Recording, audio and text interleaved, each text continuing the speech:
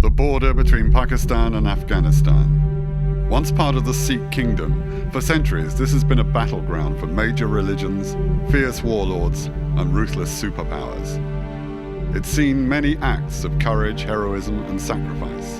In one of the greatest, 21 Sikh soldiers faced a force of thousands and gave their lives defending British India.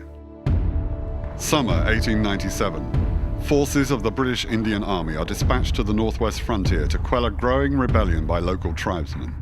In early September, they gather in their thousands around strategic forts on the Samana Ridge.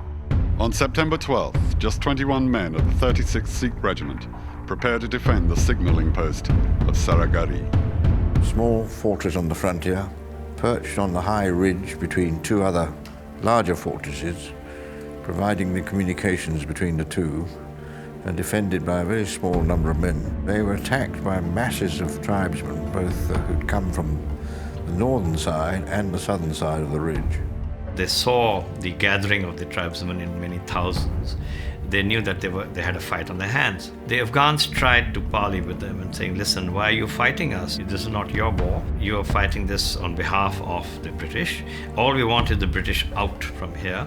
And to that, they were given a very, very abusive answer.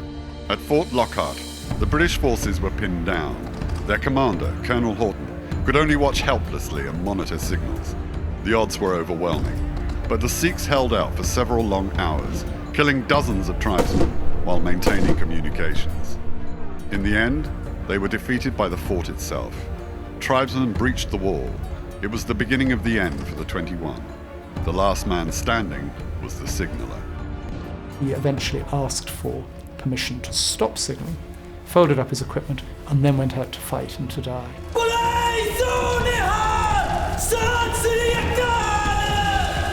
He died with the traditional Sikh battle cry on his lips. He who cries God is truth is ever victorious. The mission of acting as a relay station was the last thing to go against overwhelming odds. You need to appreciate that from a military perspective as being absolutely crucial. The mission was not to hold the fort, it was to hold the fort in order to signal. 2 days later, the men of the 36th Sikh entered what was left of Saragarhi, reduced by fire and explosion. The bodies of the 21 were found naked and mutilated.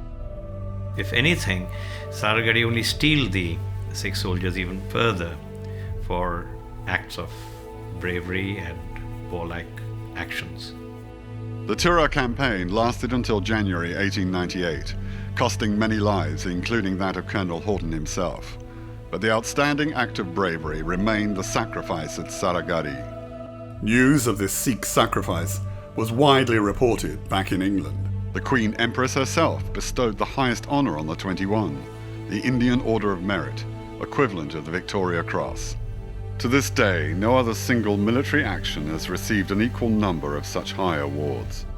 The martial traditions of the Sikhs, I think, is epitomized by the epic Battle of Saragarhi. The martial race and the fact that the Sikh soldier never gives in.